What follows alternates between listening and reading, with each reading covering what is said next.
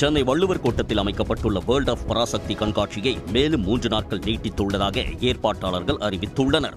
சுதா குங்குரா இயக்கத்தில் சிவகார்த்திகேயன், ரவிமோகன், அதர்வா உள்ளிட்டோர் நடிப்பில் பொங்கல் பண்டிகையை முன்னிட்டு வெளியாக உள்ள பராசக்தி திரைப்படம் ரசிகர்களிடையே பெரும் எதிர்பார்ப்பை ஏற்படுத்தி உள்ளது.